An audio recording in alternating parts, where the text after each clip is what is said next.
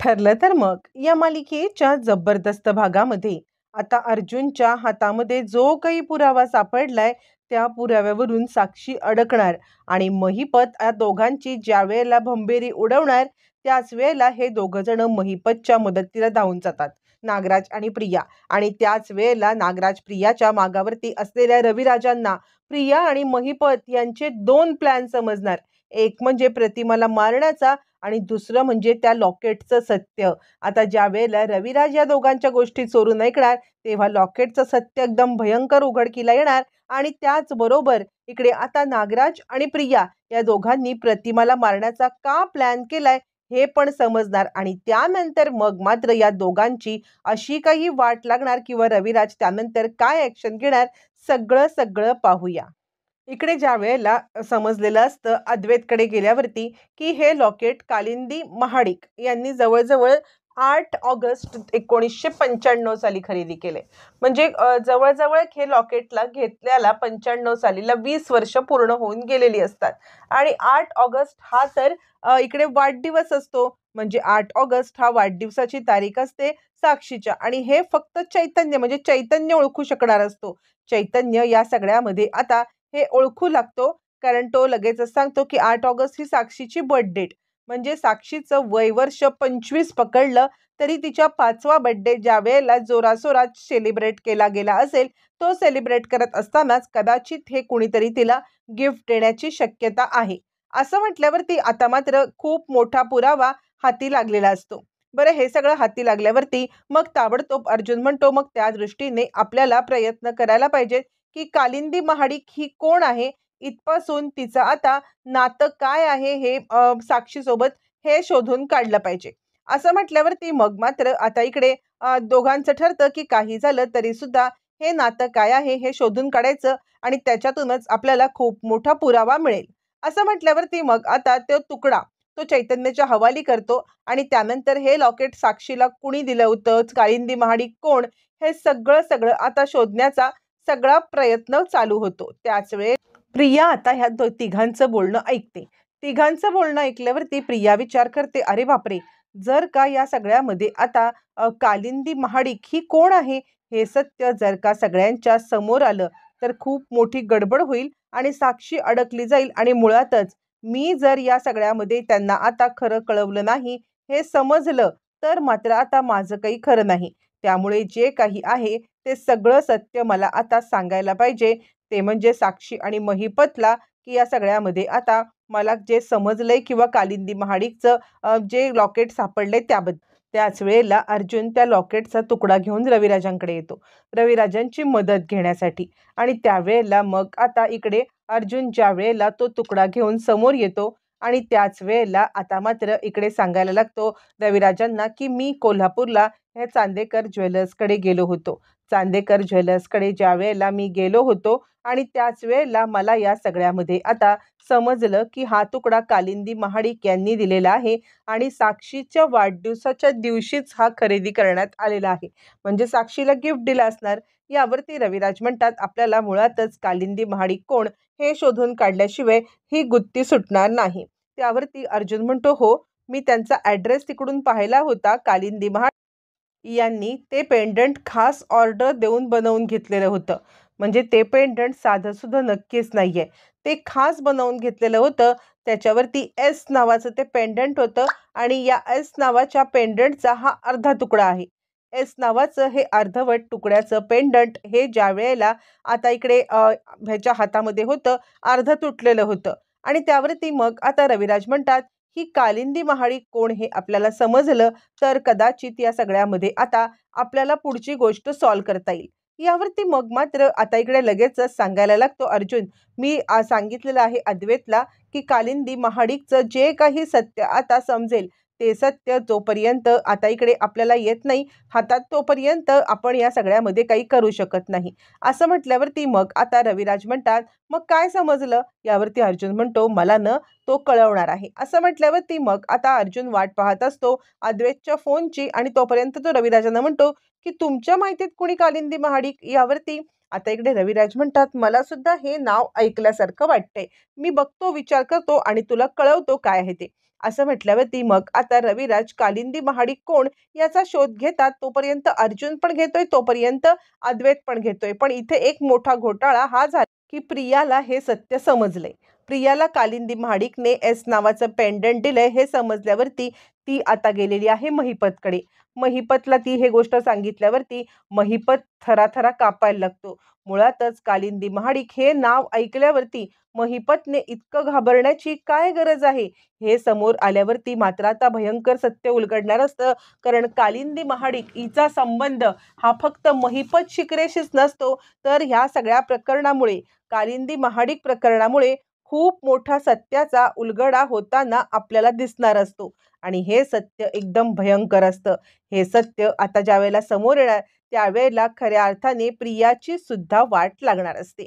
बरं, हे सगळं कळल्यावरती तो सांगतो, तुला याच्याबद्दल अजून काही माहिती मिळेल तर ती माहिती तू मला द्यायची आहेस. असं म्हणत तो प्रियावरती खूप मोठी कामगिरी सोपवतो. प्रिया म्हणते, पण तुम्ही मला सांगा तरी हे काय आहे?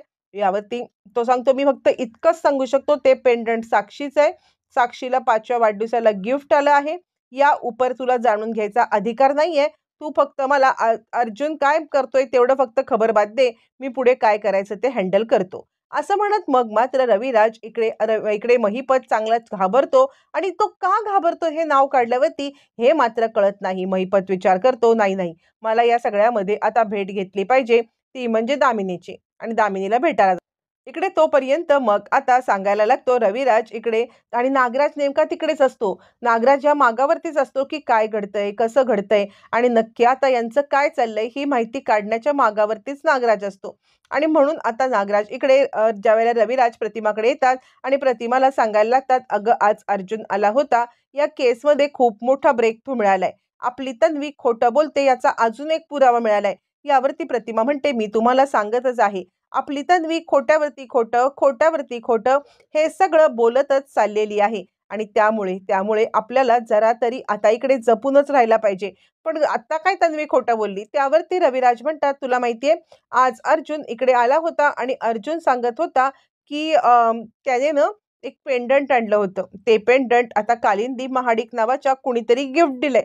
पण ते कुणी गिफ्ट दिलंय, पण ते साक्षीला दिलंय. कारण साक्षीच्या 5व्या वाढदिवसाच्या दिवशी ते खरेदी केलंय. आणि ते पेंडंट साक्षीचं आहे हे तर सिद्ध झालं तर आपली तन्वी खोटं बोलते हे 100%. ही गोष्ट आपण विसरून चालणार नाही. असं म्हटल्यावरती मग मात्र आता इकडे हे सगळं समजल्यावरती खूप मोठा गोंधळ होतो. आणि या सगळ्यामध्ये आता नागराजला हे समजतं. नागराज महिपतकडे इकडे आता साक्षीला समजतं की या पेंडंटचं सत्य. साक्षी एकदम पेटून उठते. आता नुसतं पेंडंटचं सत्य समजलंय आणि कालिंदीचं नाव बाहेर आल्यावरती सगळेजण इतके का चिडलेत हे मुळातच प्रियाला कळत नाही की नक्की काय चाललंय म्हणून. यावरती साक्षी म्हणते, तू ना आता काहीही कर, सगळ्यात महत्वाचं म्हणजे मला मला ताबडतोब या सगळ्यामध्ये तू आता ते पेंडंट आणून दे. आता नक्की काय प्रकार आहे? हा प्रकार मात्र आता कोणाच्याच लक्षात येत नाहीये. पण प्रियाला इतकं कळतं की कालिंदी महाडिक हे काहीतरी भयंकर प्रकरण आहे आणि ते पेंडंट नाही दिलं तर ही लोक आपल्याला मारून मारून मारून मारून टाकतील, ही गोष्ट मात्र खरी. मग मात्र आता या सगळ्यामध्ये लगेचच गडबडलेली साक्षी सांगते, तू पेंडंट आण नाही तुझा जीव घेईन. प्रिया विचार करते, काही झालं तरी मला पेंडंट शोधलंच पाहिजे. आणि प्रिया निघताना महिपत तिला धमकी देतो, जर पेंडंट घेऊन आली नाहीस ना तर ही बंदुकीची गोळी आता तुझ्या डोक्यात जाणार. प्रिया विचार करते, इकडे आड आणि तिकडे वीर. का या सगळ्यामध्ये मी आता त्या पेंडंटचं सत्य यांना सांगितलं आणि कोण आहे ही कालिंदी की ज्याच्यामुळे मला आता इतकं सगळं हे ह्यांचं सहन टॉर्चर करावं लागतंय? काय घडतंय, कसं घडतंय, सगळं सगळं आता इकडे विचार करत असणाऱ्या प्रियाला कळतच नसतं. आणि आता खूप मोठं सत्य भूतकाळ असा उलगडणार असतो. मग तोपर्यंत प्रिया विचार करायला लागते, नाही नाही, काहीही झालं तरी सुद्धा मला या सगळ्यामध्ये आता सायलीच्या रूमची झडती घ्यायलाच पाहिजे. आणि ती सायलीच्या रूममध्ये येते. सायलीच्या रूममध्ये ते पेंडंट शोधण्यासाठी येते. पण मुळातच इकडे आता रविराज, सायली आणि इकडे अर्जुन या तिघांनी मिळून ठरवलेलं असतं, काहीही झालं तरी सुद्धा इकडे प्रियाच्या हाती हे लागू द्यायचंच नाहीये. कारण प्रिया महिपतची साथीदार आहे, प्रिया खोटं बोलते ही गोष्ट तर पेंडंटमुळे ऑलरेडी सिद्ध झालेली असते. आणि त्यामुळे त्यामुळे या सगळ्यामध्ये आता इकडे या गोष्टीला काही अर्थ उरत नाही आणि प्रियाचा पाठलाग केला जातो. प्रिया इकडे तिकडे अर्जुन आणि सायलीच्या रूममध्ये सगळं शोधायला लागते. त्यावरती अर्जुन म्हणतो, झालं, सापडलं, यावरती प्रिया म्हणते, "काय? मी तर काही शोधत नव्हते." असं म्हटल्यावरती मग मात्र आता इकडे लगेचच अर्जुन म्हणायला लागतो, "अच्छा, तू काही शोधत नव्हतीस. जे काही शोधत होतीस ते सगळं आम्हाला कळलेलं आहे. जा, जा निवांत शोध घे." असं म्हटल्यावरती प्रिया आणि अरे देवा! म्हणजे ह्यांना समजलंय की काय, की या सगळ्यामध्ये मी आता हे करतीये ते किंवा मी हे शोधते होते ते पेंडंटबद्दल प्रिया चांगलीच गडबडते. आणि त्याच वेळेला मग आता इकडे अर्जुनला समजतं, की प्रिया आपल्या रूममध्ये पेंडंटच शोधायला आलेली आहे.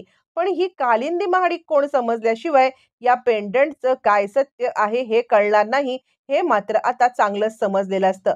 मग रविराजांना मुळातच खूप मोठी इन्फॉर्मेशन हाती लागते. ज्यावेळेला रविराजांच्या हाती इन्फॉर्मेशन लागते, ते आता प्रियाचा पाठलाग करतात, प्रियाला रंगेहात पकडतात. "तुला पेंडंट सापडलं?" प्रिया म्हणते, "पेंडंट? कसलं पेंडंट?" रविराज म्हणतात, "वेळ घेऊन पेडगावला जाऊ नको. तू जे काही पेंडंट शोधण्यासाठी अर्जुन आणि सायली यांच्या रूममध्ये गेली होतीस ना, ते पेंडंट काय शोधण्यासाठी तू गेलेस, हे मला सगळं समजलेलं आहे. आणि त्यामुळे त्यामुळे तू आता कोणत्याही प्रकारची खोटारडेपणा, लपवाछपवी हे काही करण्याचा प्रयत्न करू नकोस, कारण तुझं बिंग फुटलेलं आहे."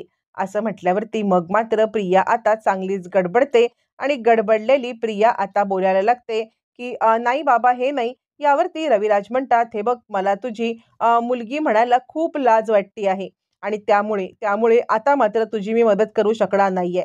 तू ह्याच रूममध्ये बंद राहशील जोपर्यंत मला आता इकडे ही केसचं सत्य उलगडत नाहीये. कालिंदी महाडिक कोण आहे हे मला समजलंय आणि त्याचमुळे आता इकडे मी तुला सोडणार नाहीये. कारण तुझं सुद्धा भयंकर सत्य उलगडलंय. आधी ह्या साक्षी आणि महिपतचं मी आता हे करतो, बिंग फोडतो आणि त्यानंतर तुझं बिंग फोडतो. तुला मी अशी तशी सोडणार नाही." असं म्हणत चिडलेले रविराज या सगळ्यामध्ये आता इकडे प्रियाला चांगलंच फटकारतात आणि फटकारून प्रियाला या सगळ्यामध्ये आता चांगलीच अद्दल घडवतात. मग तिला रूममध्ये लॉक करून रविराज जातात अर्जुनकडे आणि ते अर्जुनला फोन करतात. अर्जुनला फोन करून रविराज सांगतात, "कालिंदी महाडिकचा मला ॲड्रेस मिळालेला आहे किंवा कालिंदी महाडिक कोण आहे हे मला समजलेलं आहे आणि त्यानंतर मग आता मला हे गोष्ट कळले, की कालिंदी महाडिकने या सगळ्यावरती आता काय केलंय ते. त्यामुळे आता मात्र तू एक काम कर, डायरेक्ट कोर्टात मी कालिंदी महाडिकला घेऊन येतो आणि मग आपण पुढचं काय करायचं ते ठरवूया." यावरती अर्जुन विचारायला लागतो, की "कोण कालिंदी महाडिक?" यावरती रविराज म्हणतात, "मी येतोय तुझ्याकडे आणि सगळं जे काही आहे ना, ते बोलून तिकडे बोलूया." असं म्हटल्यावरती रविराज घरी यायला आणि येताना फरफटत महिपतला घेऊन येतात. "कालिंदी महाडिक कोण हे समजलंय आम्हाला." असं म्हटल्यावरती मग आता इकडे महिपत म्हणतो, "माझा काय संबंध?" त्यावरती कुणालाच कळत नाही, की रविराज इतके का हायपर झालेत? कोण आहे ही कालिंदी महाडिक आणि त्याच्यामुळे प्रियाचं सत्य कसं उलगडलंय? मग आता रविराज सांगायला लागतात, "कालिंदी महाडिक ही म्हणजे आता तुझ्या तुझ्या आता बहिणींपैकीच एक आहे महिपत शिकरे आणि तिनेच म्हणजे साक्षीच्या आत्याने तिला हे पेंडंट दिलं होतं. त्याचाच तुकडा तिकडे पडलेला होता आणि म्हणजे साक्षी तिकडे गेली होती. हे सत्य नाकारता येत नाहीये आणि जर हे सत्य नाकारता येत नाहीये, तर ही प्रिया खोटं बोलते, हे सुद्धा सत्य नाकारता येणार नाही." प्रिया तर पप करायला लागते आणि त्याच्यातच नागराजचा सुद्धा हात आहे, हे सुद्धा रविराजांना समजल्यावरती ते अधिकच चिडलेले असतात आणि आता चिडलेले रविराज, नागराज, प्रिया या सगळ्यांच्या समोर आता चांगलीच विल्हेवाट लावतात. त्यानंतर अर्जुन म्हणायला लागतो, "नागराज काका, महिपतच्या नादी लागून तुम्ही तुम्ही खूप मोठं सगळं गमावलंय." मग महिपत सुद्धा काही बोलणार, तर नागराज त्याला गप्प करतो. आता इकडे नागराजचं अजून कुकृत्य हे सगळ्यांच्या समोर कसं येणार आणि प्रियाचं भांडं तर फुटलंय, एका कालिंदी महाडिकने सगळ्यांना एक्सपोज करून